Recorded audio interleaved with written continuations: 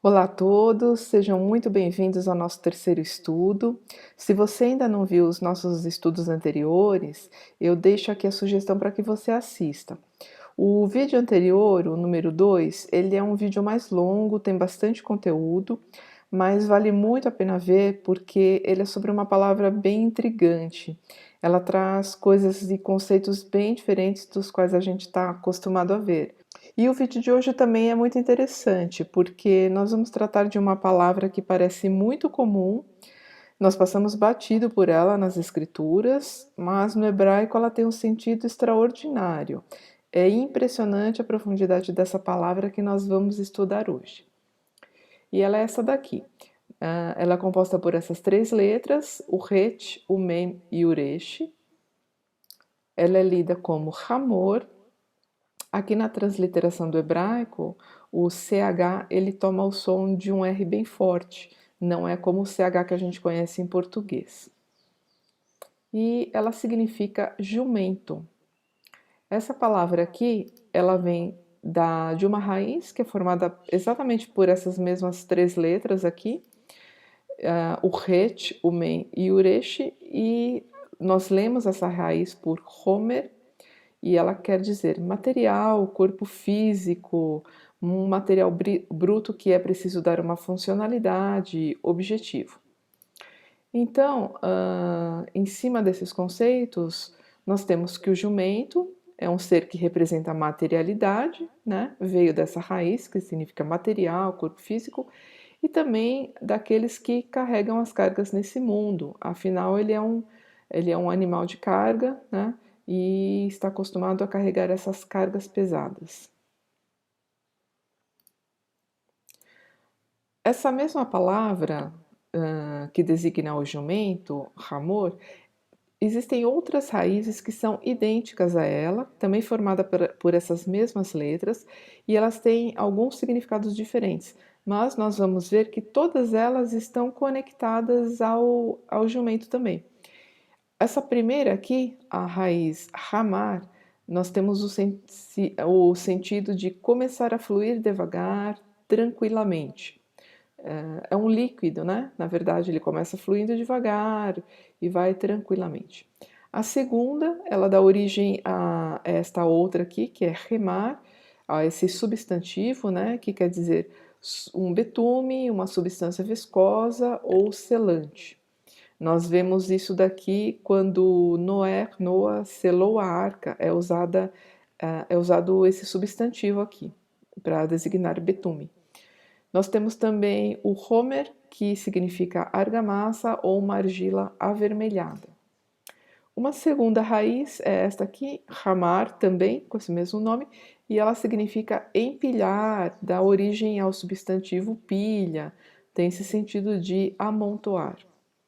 E a última raiz, também, né, lemos por ramar, significa ser avermelhados e são substâncias de cores fortes, cores quentes, né, como nascer do sol, metal derretido, a cor das uvas, né, o suco da uva, também chamado de sangue das uvas nas escrituras, também tem esse sentido aqui da raiz ramar. Nós vamos ver que dentro dessa perspectiva aqui das cores quentes, existe uma informação interessante aqui que eu vou passar para vocês. Essa palavra aqui, ela possui outra dentro dela, que é esta, ran, formada por essas duas letras em laranja. Ran tem o significado de quente, né? Exatamente como a gente viu aqui. Só que ela também é o nome de uma pessoa. É um dos filhos de Noah, de Noé. E ele é traduzido nas Bíblias por Cã ou por cão, né? Você vê que é uma tradução que fica bem estranha, né? Cão, principalmente, a gente lembra até do animal, e não tem nada a ver com o sentido original da palavra, que é quente, né? Esse quente, eventualmente, nós podemos avaliar como a personalidade dele e alguns outros sentidos também, mas o nome original deste filho é Han, né? Os outros filhos eu coloquei aqui também para a gente ver, né? Shem, que é conhecido, traduzido por Sem, E daqui parte a palavra semita, né? E o significado deste nome aqui é exatamente nome.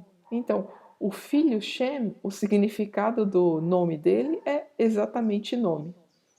E o último filho, né, Yefet, traduzido por Jafé, nós temos duas raízes prováveis para este nome aqui. Nenhuma das duas está considerada como a correta, né? Mas nós temos essas duas definições e eu creio que a gente pode abarcar esses dois conceitos também, que é ampliar e bonito, né? Esse filho aqui, o nome Yefet, ele tem esses dois significados. Agora nós vamos ver um pouco da natureza do animal, né, do jumento, em conexão com essas raízes que a gente viu, esses significados que a gente acabou de ver acima, né, no slide anterior. Então, o jumento, ele é um animal tranquilo, dócil, que anda devagar. Inclusive, nas escrituras, vocês vão ver que existem diversas passagens onde ele é usado para carregar mulheres e crianças, né? Justamente por esse comportamento dele, né? É um animal fácil de lidar, ele vai tranquilamente, docilmente. Também ele é usado para na escritura, nós vamos ver passagens em que ele carrega homens, mas que não são homens de guerra, né? São homens normais. E aqui nós temos o sentido da raiz, que nós vimos, a ramar, né? Que é começar a fluir devagar, tranquilamente, tem esse passo tranquilo, como o jumento. Então, aqui, né, como acabei de falar, o seu andar flui vagarosamente, mas ele é um animal que tem muita força e resistência, né? E associado ao que a gente acabou de ver, então nós temos o seguinte: substâncias como betume, a argila, a argamassa são também fáceis de se trabalhar quando elas estão na forma líquida, né? Estão em movimento, mas elas se tornam extremamente resistentes quando em forma sólida, ou seja, sem movimento. O jumento, ele também tem essa característica. Ele anda devagar, ele é tranquilo, né? Ele está se movendo nesse sentido. Mas no momento em que ele empaca, né, que ele está sem movimento, ele fica muito resistente, ele não sai do lugar, né? É exatamente esse comportamento que ele tem também, além de ser um animal, né, que é muito forte, é muito resistente. Ele aguenta também cargas pesadas, né? E nós lembramos dessa raiz que significa empilhar, pilhas, amontoar, resistência, né? Resistência está bem conectada com essa questão de carregar pesos, né? Ele carrega muito peso e vai que vai e é resistente. E por último, nós temos um seguinte conceito, que o jumento, tanto nas escrituras como de forma geral, ele é associado aos servos, né, e ao trabalho de carregar cargas, enquanto os cavalos são associados à realeza e às batalhas, exércitos. Nós nunca vamos ver na escritura, de uma forma tradicional, um rei que está indo em batalha, os seus soldados, eles não vão andar num jumento, eles vão para as batalhas em cavalos. E, ao contrário, as pessoas que estão fazendo uma jornada, que estão se dirigindo de um lugar ao outro, carregando suas coisas, né? Elas vão sempre utilizar o jumento, que é um animal resistente, que carrega, capacitado para carregar cargas e carregar as pessoas também de uma forma mais tranquila. Agora nós vamos ver um pouquinho aqui do jumento nas escrituras. Uma coisa curiosa, talvez pouca gente se lembre, é que ele é citado no 10º mandamento. Isso acontece em Êxodo 20:17.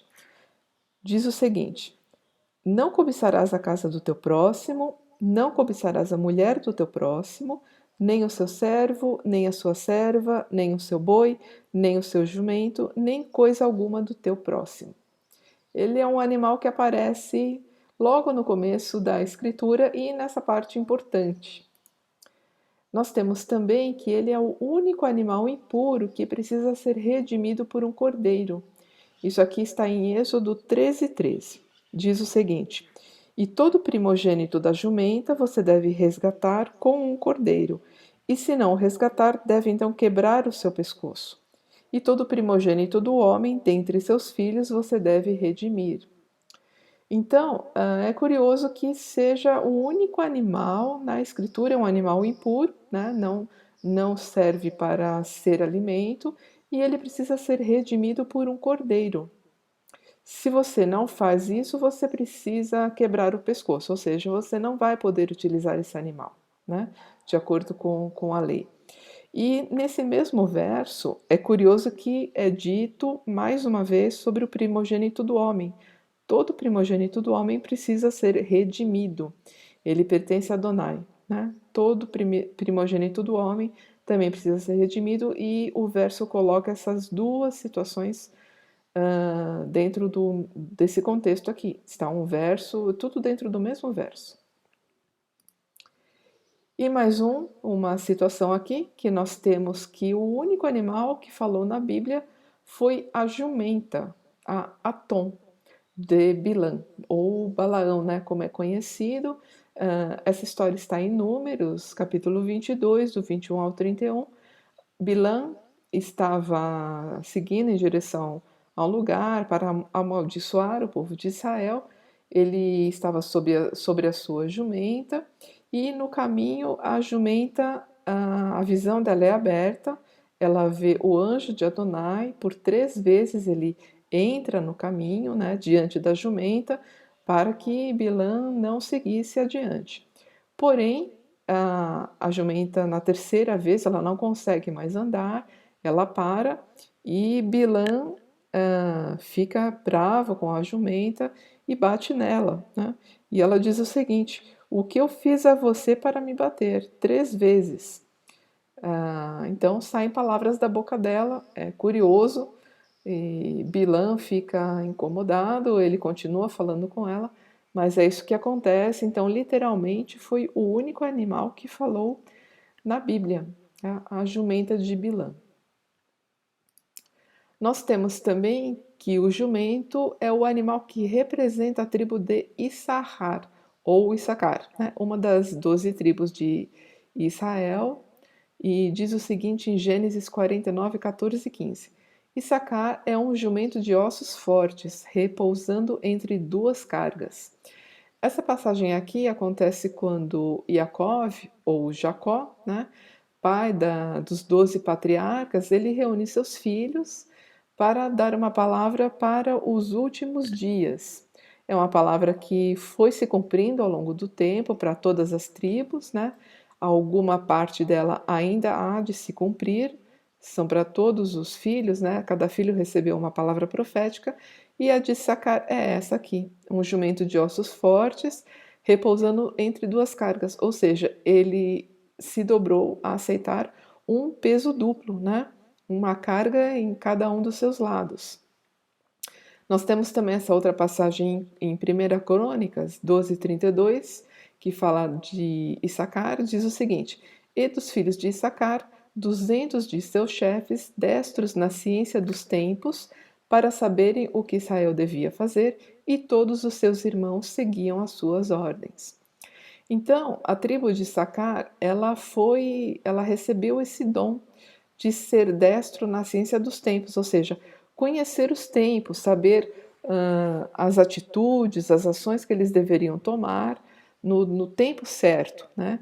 E eles orientavam as demais tribos para o que eles deviam fazer, e os seus irmãos, eles seguiam essa orientação que vinha da tribo de Sacar, que dava essa palavra para eles acerca do tempo.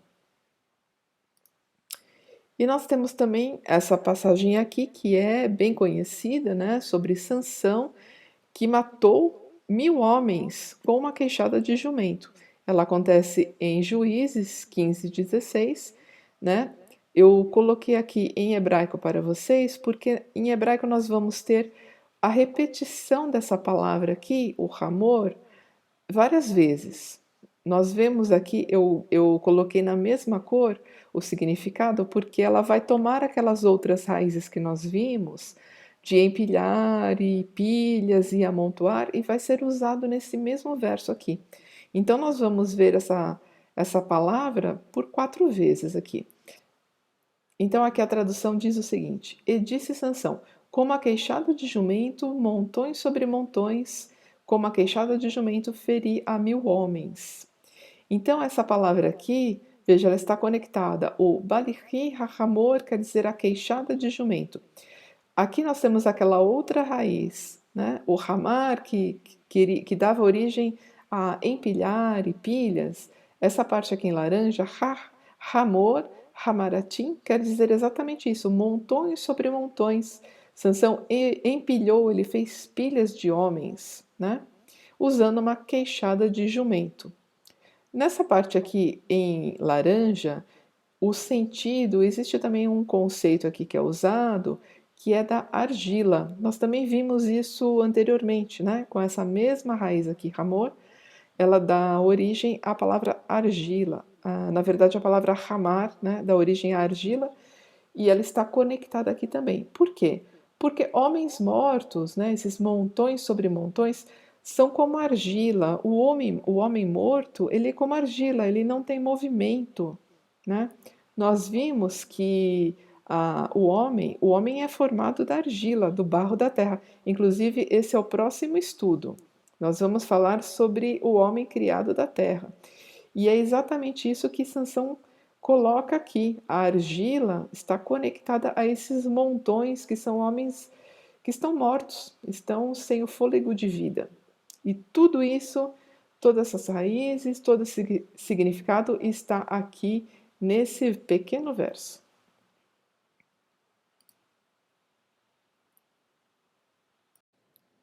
Nós vamos estudar agora um aspecto muito importante que o jumento tem nas Escrituras em relação à redenção. Vamos ter 3 histórias aqui, vamos ler todas essas passagens e relacionar com esse tema. Então, a primeira delas fala de Abraão, cujo nome é Abraham.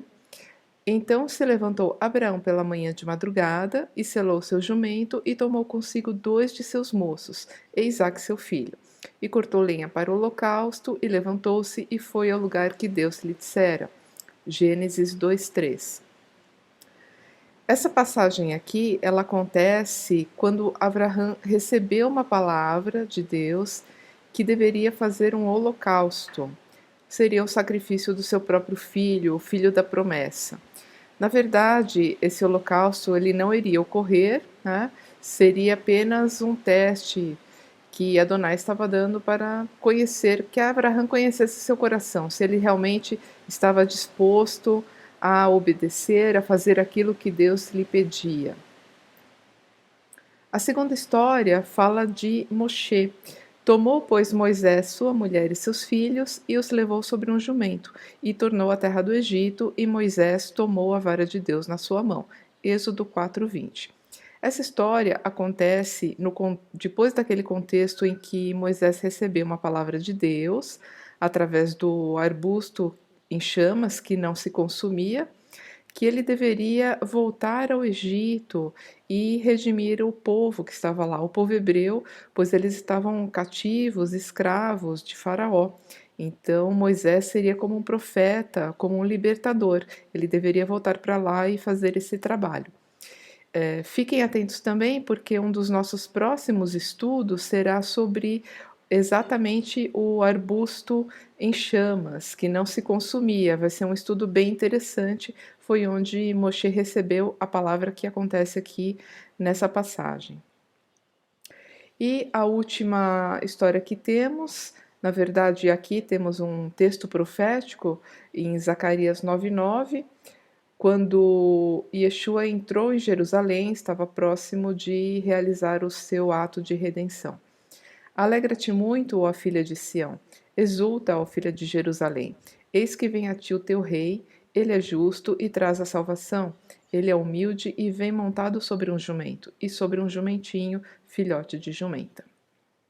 Então, se nós olharmos com atenção essas 3 histórias aqui que estão relacionadas ao jumento, nós vamos ver que ele tem um papel diferente em cada uma delas. Ele carrega coisas e pessoas diferentes. Vamos ver aqui mais precisamente o que é. Na primeira passagem, foi pedido a Abraão que realizasse um holocausto. Então, ele selou o jumento e ele estava levando sobre o jumento coisas, objetos que ele iria utilizar, ou seja, lenha, faca e eventualmente mais algum utensílio. Então, estava sobre o jumento o nível mais baixo de coisas. O jumento carregava coisas que não tinha vida. É o nível mais baixo de carga que ele poderia carregar.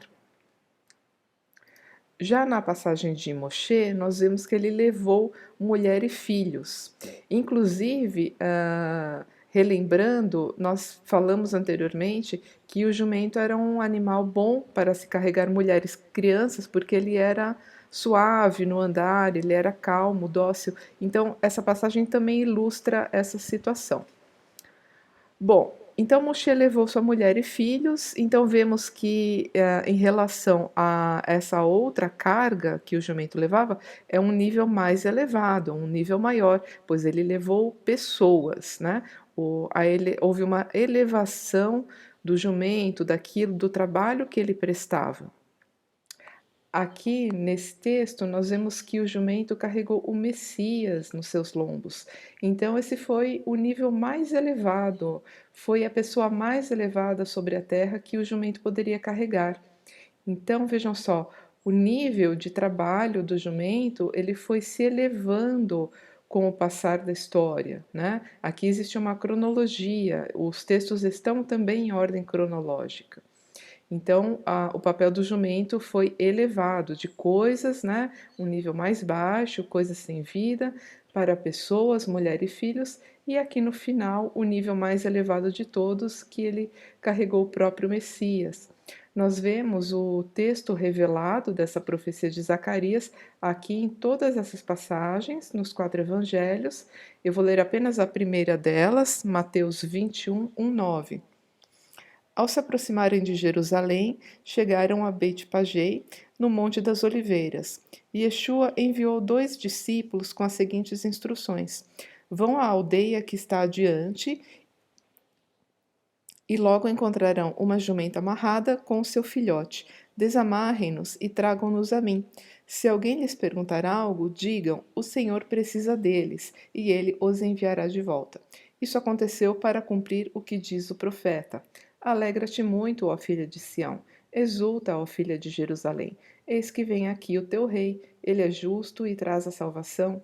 Ele é humilde e vem montado sobre um jumento, e sobre um jumentinho, filhote de jumenta. Então os discípulos foram e fizeram como Yeshua ordenou. Trouxeram a jumenta e o jumentinho. Puseram seus mantos sobre eles, e Yeshua se sentou sobre eles. Multidões forraram o caminho com seus mantos, enquanto outros cortavam galhos de árvores e os espalhavam pela via. As multidões que iam adiante e atrás dele gritavam: por favor, liberta-nos. Ao filho de Davi, bendito é aquele que vem em nome de Adonai. Então, nós vemos aqui, nessas 3 passagens, a elevação do trabalho do jumento, sempre relacionado também a um ato de redenção. Aqui, no caso de Avraham, foi a obediência à palavra que ele recebeu de Adonai para o sacrifício do seu filho. Na verdade, era só um teste, né, para o coração de Avraham. Ele deveria testar se ele estava obediente à palavra de Deus, mesmo sendo uma palavra tão dura como essa. Porém, essa passagem era apenas uma figura do que aconteceria mais lá na frente. Tanto que o sacrifício de Isaac não aconteceu e foi dado um carneiro para que Abraão o sacrificasse no lugar de Isaac. Agora, aqui, Moshe, vejam que é um nível ainda mais elevado, né? A mesma coisa como aconteceu com o jumento acontece aqui. Moshe iria redimir o povo que estava no Egito. Eram muitas pessoas, né? O povo hebreu que estava lá sendo massacrado pelo faraó, estava trabalhando como escravo, né? Estava em escravidão. E por último, temos um nível mais elevado de todos, que é a redenção que veio do Messias para todas as almas, tanto as nascidas quanto as não nascidas, ou seja, todas as pessoas que haviam nascido naquele tempo, as que já tinham nascido e morrido na esperança do Messias, e que vem até os dias de hoje e segue no futuro, né? Chegou até nós, que nascemos depois, mas fomos remidos por esse mesmo ato, e das gerações futuras que também, com seu coração no testemunho do Messias, serão redimidas através do ato que ele fez há tanto tempo atrás. Então, nós vemos, concluindo, né, o mesmo trabalho do jumento aqui, numa elevação, né? Ele foi levando cada vez níveis maiores. A mesma coisa aconteceu com a redenção. Então, como uma conclusão que nós temos de todos esses textos, das raízes das palavras que nós estudamos, é o seguinte: a jornada da redenção é feita usando-se um jumento como transporte. Nós vimos que tanto Abraão, como Moshe, como o próprio Yeshua, o Messias, eles usaram um jumento para se deslocar rumo a um ato de redenção. E esse ato de redenção, logicamente, ele foi também sendo maior a cada um desses exemplos. Relembrando as passagens que nós estudamos antes, nas raízes das palavras, nós podemos dizer o seguinte: o Hamor, o jumento, é a materialidade humana, o corpo físico, dado a nós como meio de transporte neste mundo, a fim de que possamos chegar ao final do caminho, ou seja, a redenção de nossas almas. Vejam que a raiz de onde vem a palavra amor, ela quer dizer materialidade e corpo físico. Então, o nosso corpo físico, ele é como um amor nesta vida. Ele é um meio de transporte para nós, neste mundo em que vivemos. Para quê? Para nos deslocarmos e para que possamos chegar ao final do nosso caminho. A distância é longa, né?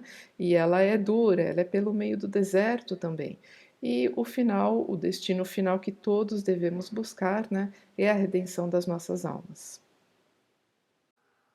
E aqui nós vamos ver mais algumas passagens e correlações que temos de como o Messias se transportou, como ele andou, como ele andará, qual é o veículo dele nesse mundo, relacionado também à passagem do jumento que a gente já viu aqui em Zacarias 9:9. Aqui nós temos mais um trecho em Daniel 7, 13 a 14, que diz o seguinte, também um momento profético, né, de Daniel.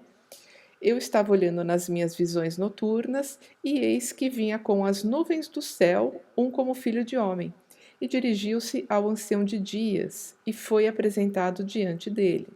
E foi-lhe dado domínio e glória e um reino para que todos os povos, nações e línguas o servissem. O seu domínio é um domínio eterno, que não passará, e o seu reino tal, que não será destruído. Temos mais um trecho profético aqui também em Apocalipse 19, 11 e 16. Vi os céus abertos e diante de mim um cavalo branco, cujo cavaleiro se chama Fiel e Verdadeiro. Ele julga e guerreia com justiça. Seus olhos são como chamas de fogo e em sua cabeça há muitas coroas e um nome que só ele conhece e ninguém mais. Está vestido com um manto tingido de sangue e o seu nome é Palavra de Deus. Da sua boca sai uma espada afiada, com a qual ferirá as nações. Ele as governará com cetro de ferro. Ele pisa o lagar do vinho do furor da ira do Deus Todo-Poderoso. Em seu manto e em sua coxa está escrito este nome: Rei dos Reis e Senhor dos Senhores. Então, nós vemos aqui claramente uma correlação entre essas duas passagens, né, ambas proféticas, relacionadas à segunda vinda do Messias. Ele vem com as nuvens do céu, né, céus abertos, as nuvens do céu, sobre um cavalo branco. Lembra que nós falamos atrás que o veículo que é usado pelos servos é o jumento, porém os reis, eles vêm sobre cavalos, eles não usam o jumento como meio de transporte, né? Isso daqui a gente pode ver claramente nessas duas situações aqui. Então, na sua segunda vinda, Yeshua tem um comportamento, ele vem de uma forma completamente diferente da primeira. Na primeira ele veio como um servo, né? Por isso ele veio montado sobre um jumento. Ele veio na condição de servo para realizar a redenção das almas. Na sua segunda vinda, ele já não vem mais para realizar a redenção. Ele vem para julgar, ele vem como rei, ele já tem autoridade dada por Deus a ele, né? Ele pisa o lagar do vinho do furor da ira do Deus Todo-Poderoso. Ele vem fazer o julgamento, vem para redimir a terra de toda a corrupção que há na terra nos dias de hoje, né? Vem para o reino milenar e para o futuro reino além do milenar. E ele já tem como título Rei dos Reis e Senhor dos Senhores. Então, aqui nós temos o seguinte, a nossa conclusão. Na primeira vinda, Yeshua veio sobre um jumento como servo para fazer a vontade do Pai e redimir as almas, exatamente nessa posição humilde, né? Como servo, por isso ele veio sobre um jumento. Não faria sentido ele vir sobre um cavalo, ele não veio fazer guerra, ele veio servir. Na sua segunda vinda é algo bem diferente. O Messias vem sobre um cavalo, né? Como rei, como senhor absoluto sobre todas as nações, e vem fazer a justiça perante a ira de Deus sobre a terra que está corrompida e toda a corrupção humana que acontece nos dias de hoje. Então, são essas duas situações e nós vemos claramente o uso do veículo, né? Nas duas situações, como é diferente e é exatamente como nós tratamos lá atrás também.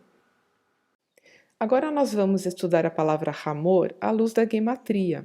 Eu já expliquei com mais detalhes o que é a gematria em vídeos anteriores. Se você não viu ainda, eu sugiro que você dê uma conferida para entender melhor o que é esse conceito e como ele funciona. Mas vamos explicar aqui bem rapidamente como que é para vocês entenderem essa parte do estudo.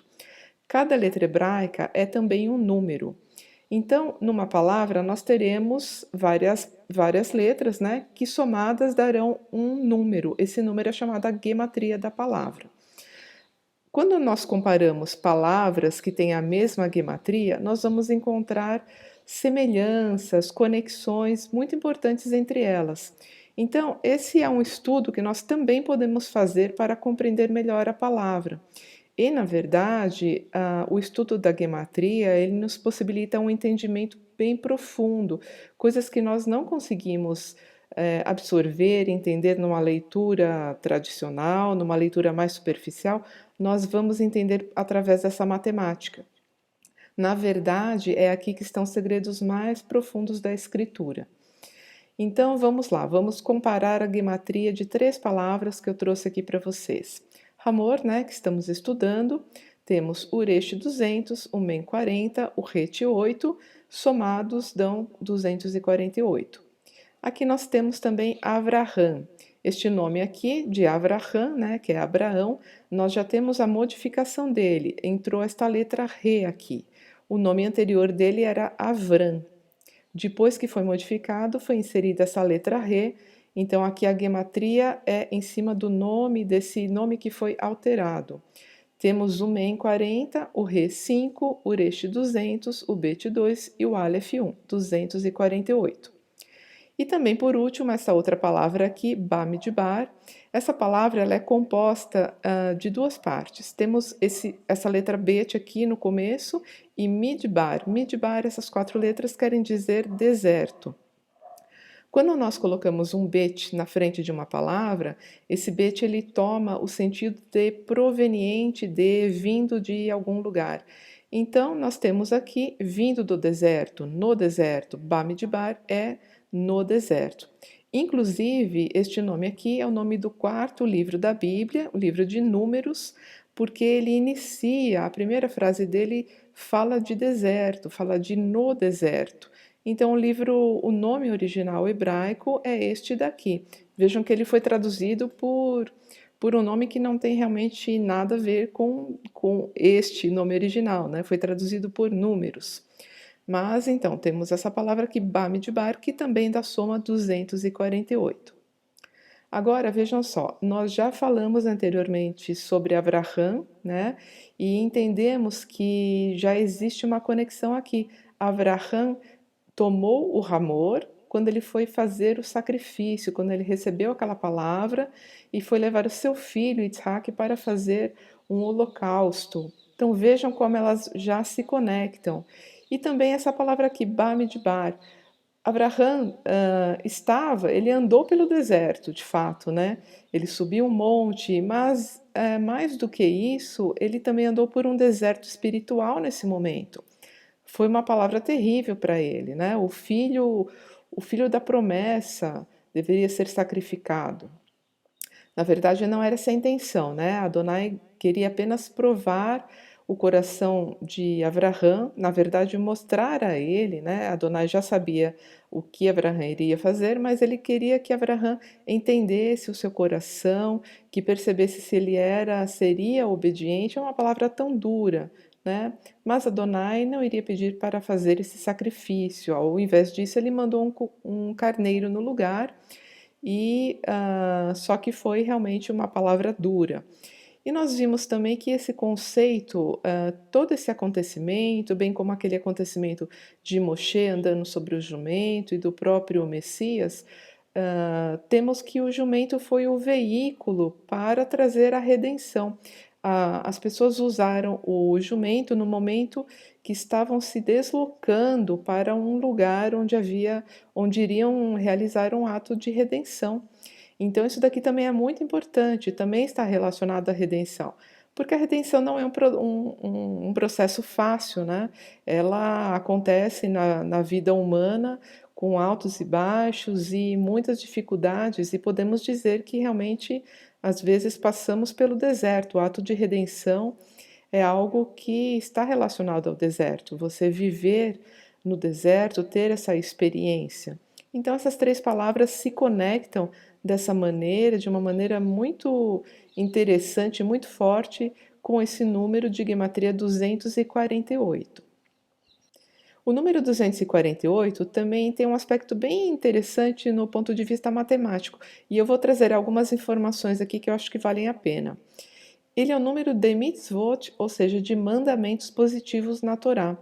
O que é isso? A Torá são os 5 primeiros livros da Bíblia e foi onde Deus deu ao homem um manual de conduta, de regras que devemos ter uns para com os outros, para com Ele, nosso Deus, para com o ambiente onde vivemos, né? E o número de mandamentos positivos, ou seja, coisas que devemos fazer, somam 248 exatamente. Temos também os mandamentos negativos, que são 365. Ao todo, são 613 mandamentos. Então, os positivos têm exatamente o número 248, totalizam essa soma. Além disso, o número de membros do corpo também é tido pelos sábios como 248. Essa soma aqui foi feita da seguinte maneira: os sábios tomam como um órgão a definição de um osso ao redor do qual existem tendões e músculos. Então, segundo essa fisiologia, né, essa análise da fisiologia, existem 248 membros no corpo humano. E eles fizeram esse estudo em cima deste verso aqui que está em Jó 10:11. Com pele e carne me vestiste, com ossos e tendões me teceste. Então vejam que é algo também interessante. Além disso, nós temos que esse número ele também aumenta, né? Ele dobra, a cada passagem ele dobra. Vejam, 2 vezes 2 é 4, né? O dobro, e 4 vezes 2 é 8. Então, é um número que se eleva, ele aumenta passo a passo.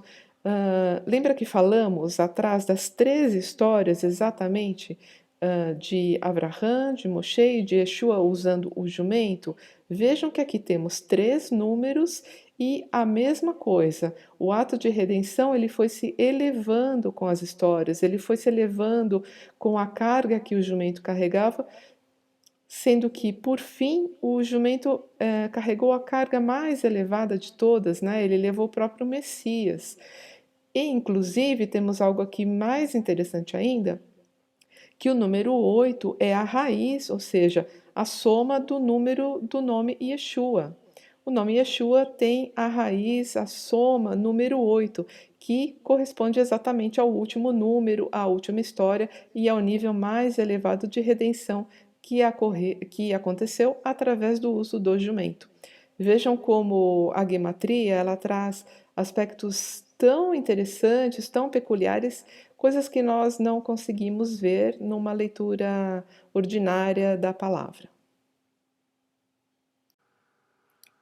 Agora nós vamos ver mais um estudo de guimatria, mas este é especificamente com as letras apenas da palavra Hamor. Essa palavra, ela dá origem a várias outras, apenas com a inversão das suas letras. Então nós temos a primeira aqui, Hamor, né, o jumento, todas as somas são 248, e o jumento, a definição dele, né? Um dos animais mais fortes, é capaz de carregar cargas enormes de peso a distâncias longas, né? Ao contrário do cavalo, por exemplo. Ele é tranquilo e dócil e anda calmamente. Todas aquelas raízes que nós vimos dizem exatamente isso. Ele está conectado a todas aquelas raízes também, como esta definição que nós temos.